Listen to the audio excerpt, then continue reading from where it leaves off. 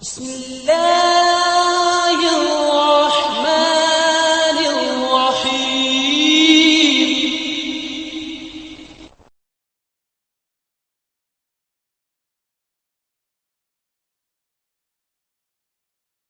الحمد لله كفى وسلام على عباده الذين اصطفى أما بعد فأعوذ بالله من الشيطان الرجيم بسم الله الرحمن الرحيم يثبت الله الذين آمنوا بالقول الثابت في الحياة الدنيا ويذل الله الظالمين ويفعل الله ما يشاء. وقال رسول الله صلى الله عليه وسلم الدين النصيحة أو كما قال النبي عليه الصلاة والسلام. بزرگان محترم، برادران اسلام اور عزیز بھائی، جمعہ کے اس مختصر وقت میں کچھ بنیادی اور ضروری باتیں میرے اور آپ کی زندگی کے لیے کہنا اور سننا ہے.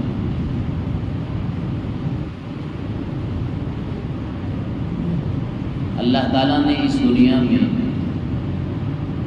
ہر انسان کو کسی نہ کسی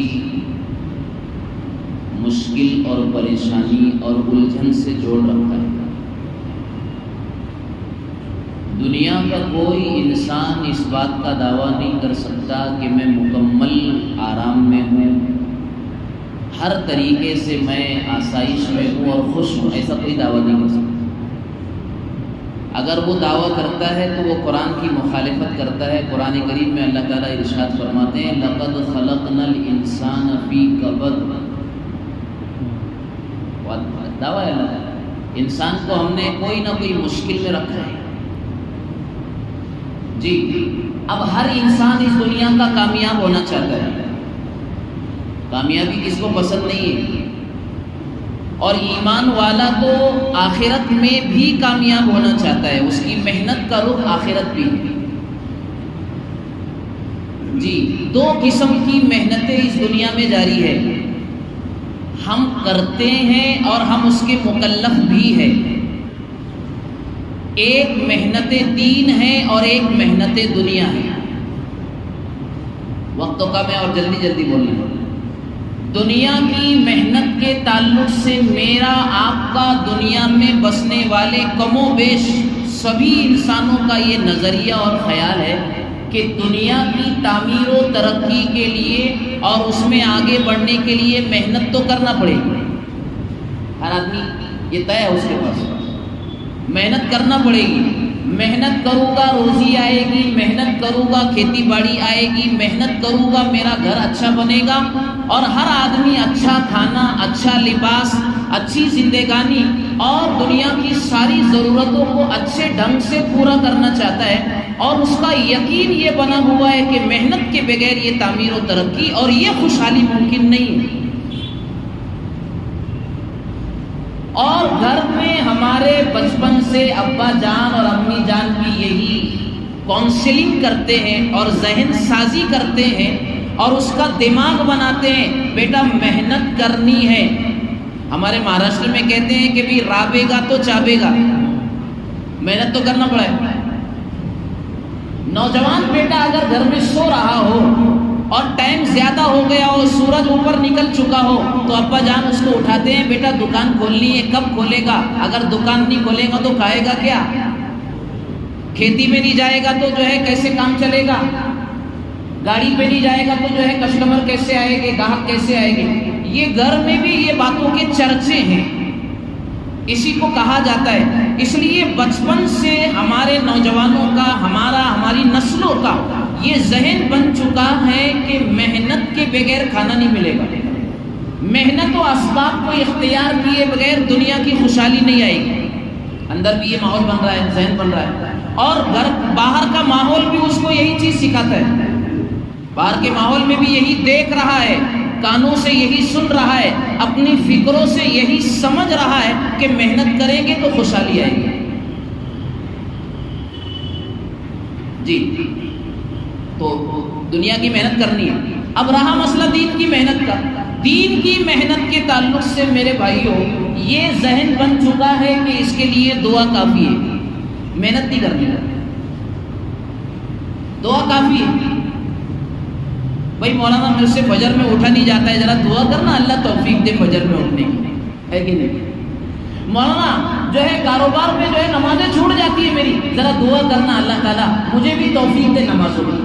مولانا ایسا ہے نا کہ مفتی صاحب ایسا ہے نا کہ کاروبار میں جو ہے جھوٹ بہت بولا جاتا ہے, کیا کرے بولے مارکیٹ میں بیٹھے تو جھوٹ بولنا ہی پڑتا. بعض لوگ یہ بھی کہتے ہیں مارکیٹ میں بیٹھے تو جھوٹ بولنا ہی پڑتا. بولے ذرا دعا کرنا اللہ تعالیٰ اس سے. کچھ لوگ کہتے ہیں مولانا سود میں مبتلا ہو گئے, اللہ سود سے نکالے. دعا کرنا میرے بھائی اور بزرگوں دوستوں, دین زندگی میں آئے, شریعت زندگی میں آئے, اللہ کی خشیت زندگی میں آئے, اور احکام شریعت پر یہ زندگانی جو بہت مختصر ہے ہم گزار کر کے اللہ کے یہاں سرخ روح ہو کر کے اپنی زندگی کو لے جائے. اس کے لیے محنت نہیں, دعا چلے.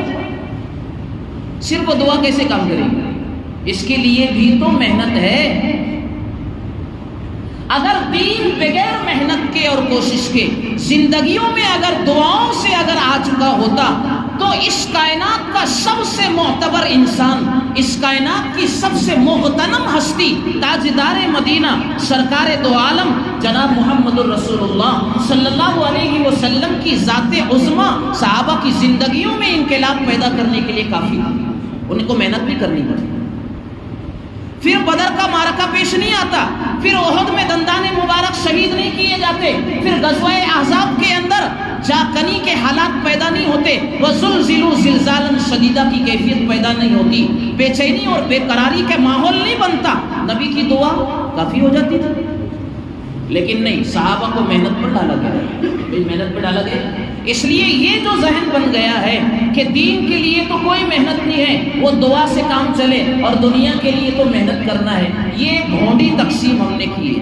تِلْکَ اِذًا قِسْمَةٌ ضِیزَا, بھونڈی تقسیم ہے. دین کے لیے بھی محنت ہے. اور عجیب بات تو یہ ہے کہ دنیا کی جتنی محنت کریں گے اتنا ملے گا, بالکل طے نہیں ہے. لیکن دین کے لیے جتنی محنت ہوگی اتنا دین زندگی میں آئے گا, یہ طے ہے. وَالَّذِينَ جَاهَدُوا فِينَا لَنَهْدِيَنَّهُمْ سُبُلَنَا وَإِنَّ اللَّهَ لَمَعَ الْمُحْسِنِينَ. ہمارے راہوں میں اور ہمارے ہم کو پانے کے لیے اور ہمارے دین کی سربلندی اور دین کے تقاضوں کو پورا کرنے کے لیے مختلف تشریح ہو سکتی ہے. جو لوگ محنت کرتے ہیں لَنَهْدِيَنَّهُمْ سُبُلَنَا, اس کی عاشقانہ تفسیر یہ ہے کہ ہم ان کی انگلی پکڑ کر ہمارا جنت کا راستہ انہیں بتا دیتے ہیں. دین کے لیے محنت ہے. والذین جاہدوا, جاہدہ کا ترجمہ جو ہے بہت محنت ہے. ایک ہے جاہدہ, علماء اکرام سمجھے گے جاہدہ صرف کوشش کرنا, اور جاہدہ کے معنی حتی المقدور, جتنی کوشش کر سکتے ہیں اتنی کرنے کا نام جاہدہ ہے. جو کوشش کریں گے ہم اپنا راستہ بتائیں گے. ایک شخص امام غزالی رحمۃ اللہ علیہ کے پاس آیا. امام غزالی اپنے زمانے کے بہت بڑے حکیم اور بہت بڑے فلسفی گزرے, فلاسفر تھے. اس زمانے میں فلسفے کے راستے سے دین کے بگاڑ کو ختم کرنے کی جو ہے ضرورت تھی. اللہ تعالیٰ نے جو ہے امام غزالی جیسا حکیم الامت دنیا کو پیدا کیا. ان کے پاس آ کر وہ کہنے لگا, حضرت آپ میرے لیے دعا کیجئے کہ اللہ مجھے نمازوں کی توفیق دے, شریعت پر چلنے کی توفیق عطا فرمائے. امام غزالی رحمۃ اللہ علیہ نے اس سے کہا کہ بھائی اللہ نے آپ کو 2 آنکھیں عطا فرمائی, برابر, اللہ نے 2 کان تم کو عطا فرمائے, اللہ نے ناک عطا فرمائی, دونوں ہاتھ دونوں پیر تمہارے سلامت ہے, تمہاری قوت فکر اور سوچ یہ اللہ نے سلامت رکھی ہے. اب کس بات کی توفیق اللہ سے مانگتے ہو؟ یہ 2 آنکھیں ان کو اللہ کے احکام کے لیے استعمال کرو, ان 2 کانوں کو اللہ کے دین کی خدمت کے لیے استعمال کرو, یہ 2 ہاتھ اور 2 پیر اللہ نے جو اعضاء سلامتی دیے انہیں اللہ کے دین کی محنت کے لیے استعمال کرو. آنکھیں اللہ نے دیے, قرآن دیکھا جائے, والدین کو محبت کی نگاہوں سے دیکھا جائے, اچھی چیزوں کو, اللہ کی قدرت کے مظاہر کو اور اللہ کی قدرت کی نشانیوں کو جو آفاق و انجم میں پھیلی ہوئی ہے, دنیا میں پھیلی ہوئی ہے, اس کو عبرت کی نگاہوں سے آنکھوں سے دیکھا جائے. یہ آنکھوں کا صحیح استعمال ہے. یہ تو توفیق ہے نا, توفیق تو مل چکی ہے نا. اب کون سی توفیق کی دعا کی جائے؟ میرے بھائیوں، یہ مزاج بن گیا، یہ اندر کا ذہن بن گیا کہ اسباب اختیار کریں گے دنیا کے تو جو ہے کام چلے گا، اور اسباب اختیار نہیں کریں گے تو کام نہیں چلے گا۔ ایسا نہیں۔ ماں کے پیٹ میں پلنے والی ذات کون ہے؟ ماں کے پیٹ میں پالنے والی ذات کون ہے؟ اس بچے کا کوئی کاروبار نہیں تھا۔ اللہ تعالیٰ نے اس زمانے کے اندر اندھیری کوٹھریوں کے اندر فی ظلمات ثلاث، 3 تاریکیوں اور اندھیریوں میں رکھ کر کے اس معصوم کی جان کی حفاظت فرمائی، بغیر کسی مشنریوں کے۔ اللہ تعالیٰ نے اس بچے کے اور بچی کے اعضاء و جوارح کو اللہ تعالیٰ نے صحیح سلامت بنایا، اللہ کی قدرت۔ اور جب باہر آ گیا تو اللہ تعالیٰ نے ماں کی چھاتیوں سے اور سینوں سے دودھ کی نہروں کو جاری کر دیا، 1 نہیں 2 جاری کیا۔ اشارہ اس بات کی طرف اللہ تعالیٰ کرنا چاہتے ہیں، میرے بندے رزق کے تعلق سے دنیا میں پریشان نہ رہنا، میری ذات پر تیری نگاہیں اٹھی رہنا چاہیے، اس لیے کہ تیری ضرورت کم ہے، لیکن ماں کے سینوں کو 2 نہریں جاری کر کے تیری ضرورت سے زیادہ کا انتظام میں نے کیا ہے، اس لیے کہ میں رب العالمین، پالنے والی ذات میری ہے۔ اسباب سے نگاہ ہٹ کر مسبب الاسباب پر نگاہ جانا چاہیے۔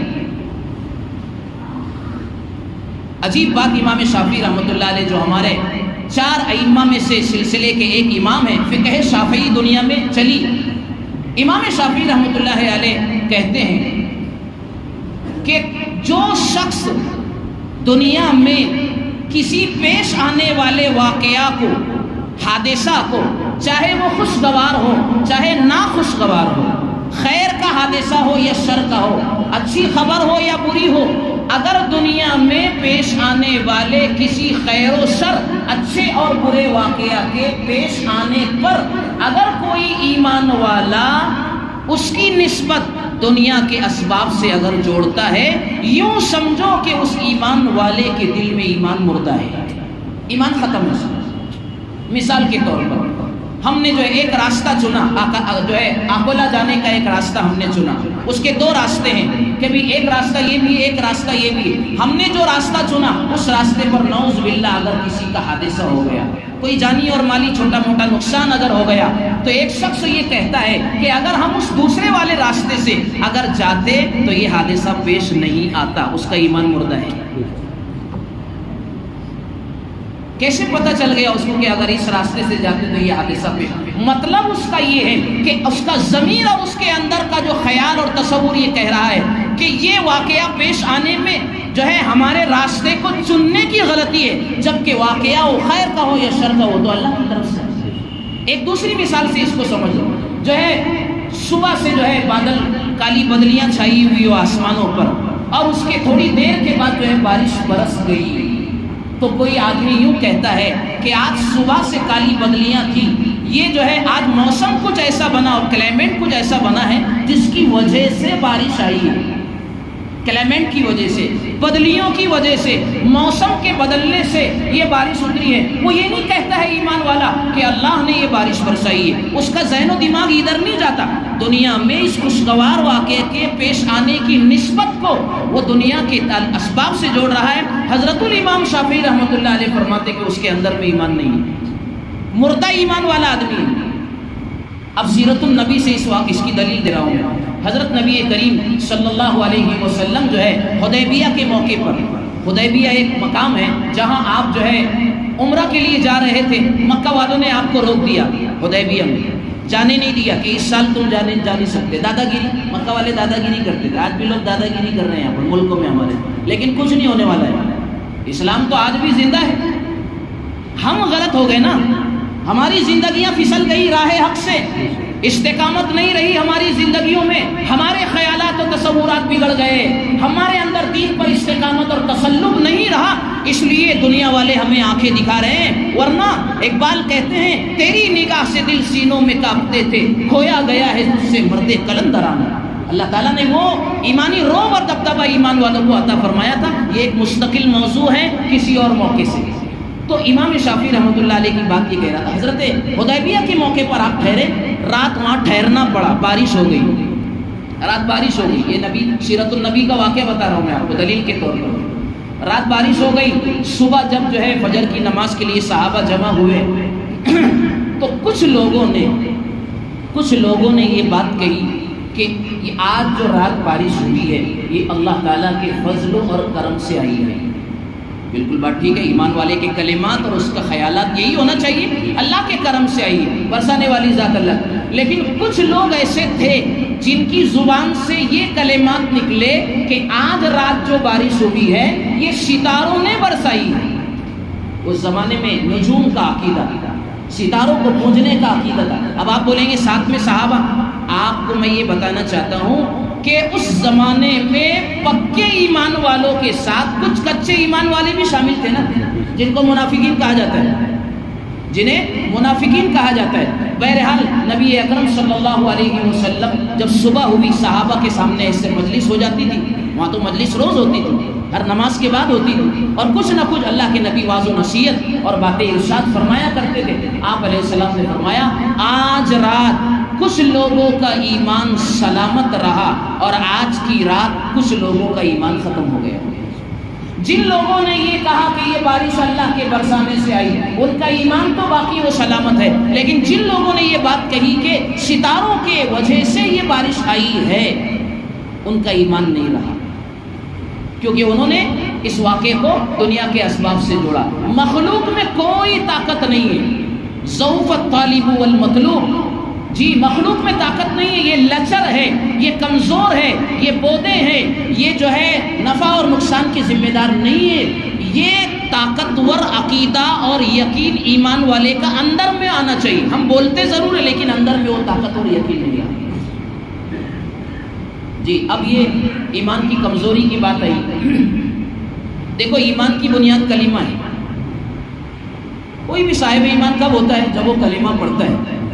کوئی نیو مسلم اگر اسلام میں آنا چاہتا ہے، کوئی غیر مسلم، اور وہ نیو مسلم ہو جاتا ہے بعد میں، تو اسے ہم کلمہ پڑھاتے ہیں یا وہ کلمہ پڑھ کر ہلکا بگوش اسلام ہوتا ہے، اسلام میں آتا ہے. برابر؟ تو پتہ یہ چلا کہ ہمارے ایمان کی جڑ اور بنیاد کلمہ طیبہ لا الہ الا اللہ محمد رسول اللہ صلی اللہ علیہ وسلم.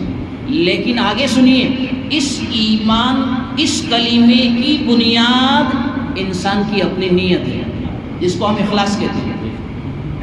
اب کلمہ پڑھنے والے دنیا میں دو طریقے کے ہمیشہ رہے.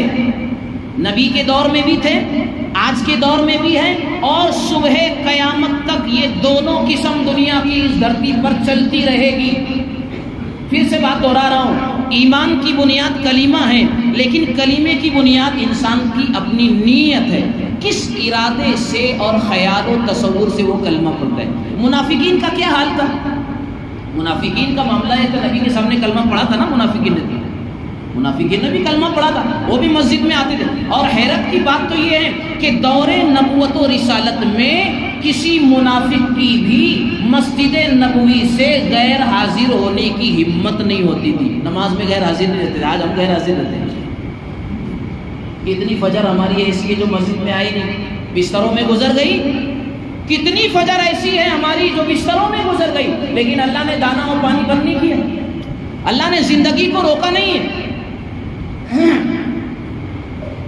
احیاء العلوم میں صاحب کتاب کہتے ہیں کہ دنیا میں دیگر مخلوقات کے لیے اللہ کا یہ ضابطہ ہے کہ اگر وہ صبح اٹھ کر کے اللہ کی تسبیح و تحمید اور کبریائی حمد و ثنا بیان نہ کرے، وہ دن ان کی زندگی کا آخری ہوتا ہے.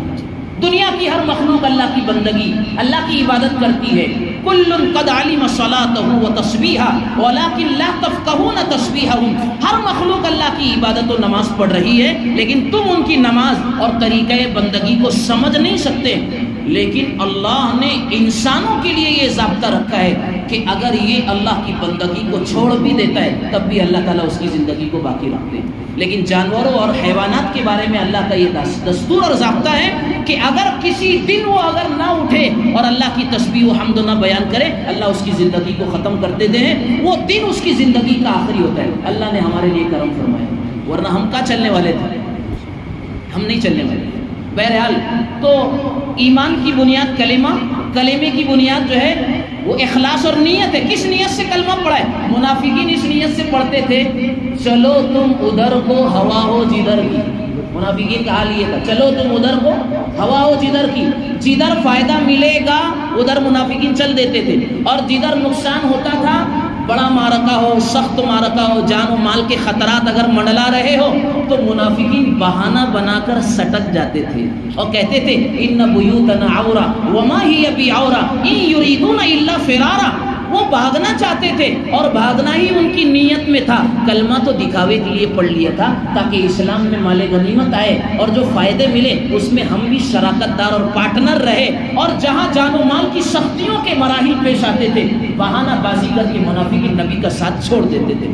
میرے بھائیوں آج یہ اور ایک صحابہ کا پکے ایمان والے حضرات صحابہ تھے، پکے ایمان والے صحابہ جنہوں نے کلمہ اسی نیت سے پڑھا تھا کہ اب کلمہ پڑھ کر صاحب ایمان بن گئے، نبی کے ساتھ ہر سرد و گرم و حالات میں ہم نے ساتھ دینے کا، جینے اور مرنے کا فیصلہ کیا ہے، جینے اور مرنے کا فیصلہ، جان جائے تو جان دیں گے، مال مانگو تو مال دیں گے، لیکن ہم سے یہ نہ ہو سکے گا کہ نبی کا جاہو جلال دیں گے، ہم سے یہ نہ ہو سکے گا کہ نبی کا جاہو جلال دیں گے، چاہے کتنی بڑی لالچ آ جائے ایمان کو دینے کے لیے، کتنی بڑا عہدہ مل جائے اور بہت ساری جو ہے پیشکش اور ڈیمانڈز ہمارے سامنے رکھا جائے۔ صحابہ نے یہ طے کیا تھا زندگی شریعت کے ساتھ گزرے گی، زندگی کے نبی کے ساتھ گزرے گی، زندگی احکام قرآن و شریعت پر گزرے گی، چاہے دنیا کا ہمارے لیے اس میں فائدہ ہو، نظر آتا ہو یا نظر نہ آتا ہو، لیکن تو ساتھ تو شریعت اور رسول کا ہی دینا ہے،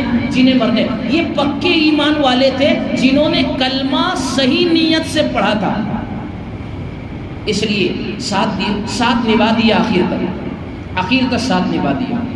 جب غزوہ تبوک میں جانے کا موقع آیا، حضور اکرم صلی اللہ علیہ وسلم نے تشکیل فرمائی، مال کی بھی تشکیل فرمائی اور جانوں کی بھی تشکیل فرمائی، چلنا ہے 1250 کلومیٹر کا فاصلہ اور رن ہے، اور سخت جو ہے صحرا کی مکہ المکرمہ کی چلچلاتی ہوئی دھوپ ہے، بڑا سخت معرکہ ہے، نبی نے تشکیل فرمائی جانوں مال کی، صحابہ لے کر کے حاضر ہوئے برابر، اور کہنے لگے کہ ہم جو ہے آپ کے ساتھ آخری دم تک شریک رہیں گے، ہم وہ لوگ نہیں ہیں جو حضرت موسیٰ کے حواریین اور ماننے والے ہیں جنہوں نے یہ کہہ دیا کہ اذهب انت وربک فقاتلا انا ہاہنا قاعدون، آپ اور آپ کا رب جا کر کے لڑو، ہم تو یہیں بیٹھے رہیں گے، ہم موسیٰ کی طرح آپ کو جواب نہیں دیں گے، ہر حال میں آپ کا ساتھ دیں گے۔ یہ پکے ایمان والے۔ میرے بھائیوں بات قریب ختم کی طرف جا رہی ہے کہ دو قسم کے لوگ اس دنیا میں ہمیشہ رہے، ایک پکے ایمان والے اور ایک کچے ایمان والے۔ ہمیں کس میں شامل ہونا ہے؟ پکے ایمان والے۔ ابھی آپ اس بات کو بڑی توجہ سے ماشاءاللہ آپ سن رہے ہیں، یہ ہمارا دور چھٹائی کا دور چل رہا ہے۔ کون سا ہے؟ آپ غور سے یہ بات دل پہ لے کر جانا، ہم جس دور سے گزر رہے ہیں قیامت کی چھوٹی نشانیاں تو سب وجود میں آ چکی ہیں، اور قیامت کی بڑی نشانیاں بھی وجود میں آ رہی ہے، اور من جملہ ان نشانیوں میں یہ بھی اللہ کے نبی نے بیان فرمایا تھا کہ اس امت کے اندر 30 جھوٹے دجال پیدا ہوں گے، 30 کذابون دجالون کلہم یزعم انہ نبی ولا نبی بعدی، میرے بعد تو کوئی نبی نہیں ہے، لیکن وہ 30 ایسے جھوٹے اور مکار دعوے دار نبوت پیدا ہو گئے جو کہیں گے میں نبی ہوں۔ آج شکیل بن حنیف پیدا ہوا کہ نہیں ہوا؟ آپ جان رہے ہیں نا شکیل بن حنیف کو؟ شکیل بن حنیف کا ایک فتنہ ہے جو بہت تیز رفتاری سے چل رہا ہے، اس کے ابتدا کو تو 8 سے 10 سال ہو چکے ہیں، لیکن پھر سے رینیو ہو گیا، یہ کیا ہو گیا؟ رینیو ہو گیا، دوبارہ یہ چرچے میں ہے اور بڑا طوفان اس نے پھیلا کے رکھا ہے، کچے لوگ اس کے فتنے میں آ رہے ہیں، اور لالچ کیا ہے؟ کالونی بنا کے دیں گے، لالچ کیا ہے؟ تمہارے بچوں کو ڈگری دلا دیں گے، لالچ کیا ہے؟ تمہارے بچوں کو نرسری کی فیس ہم بھر دیں گے، لالچ کیا ہے؟ تمہارے علاقے میں ہاسپٹل اور میڈیکل قائم کر دیں گے، فری آف چارج تمہیں میڈیکل دیں گے، فری آف چارج تمہیں ایجوکیشن دیں گے، فری آف چارج ہم تمہیں جو ہے مکان اور کالونی بنا کر دیں گے۔ دنیا کے ان حقیر سے ٹکڑوں پر میرے بھائیوں کچے ایمان والے اپنے ایمان کا سودا کر کے شکیل بن حنیف کے دعوے کو مان کر یہ تسلیم کر رہے ہیں کہ وہ عیسیٰ مسیح ہے اور وہ مہدی علیہ السلام ہے۔ اس نے دعویٰ کیا ہے کہ میں مہدی ہوں، مہدی علیہ السلام آنے والے ہیں نا، قیامت کی بڑی نشانیوں میں سے ایک نشانی مہدی علیہ السلام کا آنا ہے، وہ کہتا ہے کہ میں مہدی ہوں، پھر بعد میں اس کا یہ بھی دعویٰ ہے کہ میں عیسیٰ مسیح ہوں، ایسے جھوٹے دعوے دار۔ اور آپ کو حیرت ہوگی سن کر کے،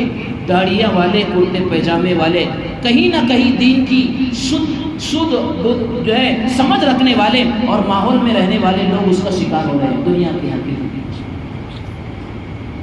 ان ہی الا حیاتنا الدنیا نموت و نحیا وما نحن بمبعوثین، ایسا سمجھ رکھا ہے کہ بس اسی زندگانی میں جینا اور مرنا ہے، آگے والی زندگی میں کوئی حساب نہیں دینا ہے۔ وما الحیات الدنیا الا متاع، قرآن کریم کہتا ہے دنیا کی زندگی تو صرف اور صرف برتنے کا سامان ہے، ٹیمپرواری طور پر یہ دنیا کے اسباب و وسائل اللہ تعالیٰ نے استعمال کے لیے ہم کو دی ہے۔ میرے بھائیوں، یہ ایمان کی جو بات ہے نا، اس کو پختہ بنانا، آج کمزور ایمان والے چھٹ رہے ہیں اور دائرہ اسلام سے خارج ہو رہے ہیں۔ جی کیوں؟ پہلے سے کچے، نیت ہی پہلے سے ٹھیک نہیں کہ بھی اسلام کا لیبل لگا کر مسلمانوں کی فہرست میں اپنا نام لکھوا کر کے مسلمانوں کی کمیونٹی اور برادری میں رہ کر کے سوسائٹی میں اپنے آپ کو رکھ کر کے یہ دھوکہ دینے کی کوشش ہے کہ ہم مسلمان ہیں، لیکن اندر میں ایمان کی طاقت و حلاوت، اندر کے اندر ایمان کا سرمایہ زندگی کی جو ہے رگ و ریشے میں اترا نہیں ہے، تھوڑی سی لالچ پر ایمان کے سودے ہو رہے ہیں اس وقت۔ اس لیے دعا کیجئے کہ اللہ تعالیٰ ہمارے اور ہمارے نسلوں کے ایمان کی اللہ حفاظت فرمائے۔ پکا ایمان، اب پکا ایمان کیسے بنے گا؟ دین کی محنت سے۔ آخری بات کہہ رہا ہوں، 5 منٹ رہ گئے، 4-5 منٹ۔ حضرت معاذ ابن جبل رضی اللہ تعالیٰ عنہ کو حضور اکرم صلی اللہ علیہ وسلم جب مکہ مدینہ المنورہ سے واپس آ گئے مکہ میں، تو آپ مکہ سے جب آپ واپس گئے فتح مکہ کے بعد مدینہ المنورہ، حضرت معاذ ابن جبل کو بلایا اور کہا کہ معاذ تمہیں یمن کے لیے جانا ہے دعوت دین کے لیے۔ دین کی محنت کی بات آخر میں آ گئی۔ دین کی محنت سے ایمان تازہ اور پختہ ہوتا ہے اور یہ کرنا پڑے گا۔ میرے بھائیوں، میں یقین کے ساتھ یہ بات کہتا ہوں، اس ملک ہندوستان میں آج جن حالات سے ہم دوچار اور گزر رہے ہیں، ہمیں تیز نگاہوں سے لوگ دیکھتے ہیں، ہمارے گھر بار کو اجاڑنے کی محنت و کوشش کرتے ہیں، یہاں تک کہ اندرونی فتنے ہمارا ایمان بھی لینا چاہتے ہیں۔ میرے بھائیوں، اس کے پیچھے ذمہ دار جو بھی ہو لیکن سب سے بڑے ذمہ دار ہم اور میں۔ ہم نے ان مریضوں تک اللہ کے دین کو پہنچایا نہیں۔ دنیا میں جتنے بے ایمان لوگ ہیں، بندے اور بندیاں ہیں، یہ مریض ہے۔ اس امت کو اللہ تعالیٰ نے ڈاکٹر بنایا ہے، اس امت کو معالج بنایا ہے، طبیب بنایا ہے۔ ان کے دردوں کا مداوا ہمارے پاس ہے، ان کے دردوں کا علاج اس امت کے پاس ہے اور شریعت کے پاس ہے۔ وہ سب کچھ شریعت کا پیمانہ ہمارے پاس ہے، لیکن یہ شریعت کو کھول کر ہم نے ان کو بتایا نہیں ہے، جس سے وہ اسلام کے قریب آتے، اسلام کی آغوش میں آتے، اس کی شفقت کو سمجھتے، اس کی رحمت کو سمجھتے، اور وہ بھی آخرت کی ہمیشہ کی زندگی کو کامیاب بناتے۔ یہ قصور ہمارا ہے، یہ کوتاہی میرے بھائیو اس ملک میں ہماری رہی ہے، اس لیے ہمیں ماننا پڑے گا۔ اللہ کے نبی علیہ السلام نے حضرت معاذ کو بلایا، تمہیں یمن جانا ہے اور دعوت دین ان کو پیش کرنا ہے۔ پہلے نماز کی دعوت دینا، پھر زکوٰۃ کی دعوت دینا، پھر حج کی دعوت دینا، احکام اسلام انہیں سمجھانا، اور اس کے بعد ان کو دین کی دعوت و محنت دیتے رہنا، ان پر سختی نہیں کرنا۔ لیکن معاذ یہ سنو کہ جب تم واپس مدینہ آؤ گے تو میری قبر نہیں دیکھو گے۔ حضرت معاذ کے لیے یہ بات بڑی حیرت انگیز کے ساتھ بڑی درد والی تھی۔ اللہ کے نبی سمجھا رہے ہیں حضرت معاذ کو، اونٹ کی نکیل ہاتھوں میں ہے، حضرت معاذ اونٹ پر بیٹھائے گئے، اونٹنی پر سوار کر دیے گئے، نبی اکرم صلی اللہ علیہ وسلم ساتھ ساتھ لے کر کے چل رہے ہیں، اور کہا کہ جب تم دعوت دین دے کر یمن والوں کو واپس آئیں گے مدینہ تو میری ذات اور میرا چہرہ تمہارے سامنے نہیں ہوگا، تم میری قبر کو پاؤ گے۔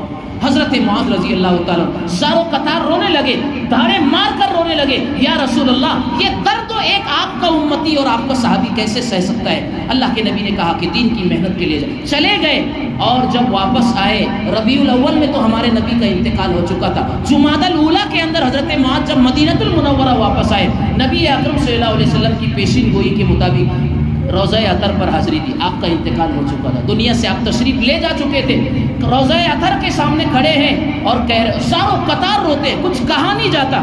جس نے نبی کا چہرہ رات و دن دیکھا ہو، آج نبی کی صورت ان کے سامنے نہیں تھی، واپس آئے تو چہرہ نہیں دیکھ پائے، مسجد نبی کی نمازوں کا ثواب چھوڑ دیا، نبی کے چہرے انور کو دیکھنے کا ثواب چھوڑ دیا، محنت دین کے لیے یمن چلے گئے، جب واپس آئے تو روضہ اطہر پر کھڑے ہیں، بے تحاشا روتے ہیں، روتے روتے قابو سے باہر ہو گئے۔ پیچھے حضرت ابو بکر صدیق رضی اللہ تعالیٰ عنہ کھڑے تھے، اور جب زیادہ دیر روتے روتے ہو گئی تو پیٹھ پہ ہاتھ تھپ تھپایا حضرت ابو بکر صدیق رضی اللہ تعالیٰ عنہ نے، اور کہا یا معاذ، اے معاذ اب تھم جاؤ اور کھڑے ہو جاؤ، ان محمدن قد ماتا و ان دینہ قد حی لا یموت، کہ یاد رکھو محمد صلی اللہ علیہ وسلم دنیا سے جا چکے ہیں، انک میت وانہم میتون، ہر کسی کو دنیا سے جانا ہے۔ محمد الرسول اللہ کا وقت تو آ چکا تھا، اللہ نے اپنے پاس بلا لیا ہے، لیکن تم اس پر افسوس نہ کرو کہ میں دین کی محنت کرتے کرتے نبی کے چہرے سے محروم ہو گیا۔ سوچ یہ کرنا ہے کہ نبی کا دین زندہ اور قیامت تک آباد رہے گا۔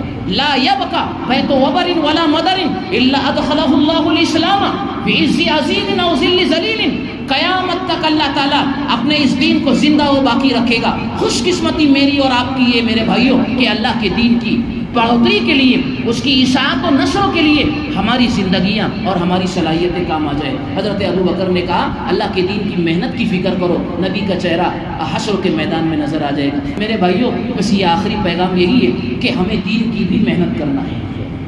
ہم جتنی محنت دنیا کے لیے کر رہے ہیں، ہمیں دین کی بھی محنت کرنا ہے۔ دین کی محنت میری زندگی میں شریعت اتر جائے، میرے پریوار و نسلوں کی زندگی میں شریعت اتر جائے، اور اس سے زیادہ رحمت للعالمین کا یہ امتی، اس کی سوچ بلند ہوتی ہے کہ اس ملک میں اور پوری دنیا میں بسنے والے لوگوں کی زندگی میں اللہ کا دین آباد ہو، اس کا میں ذمہ دار ہوں۔ یہ محنت اپنے گھر سے مجھے اور آپ کو شروع کرنی ہے۔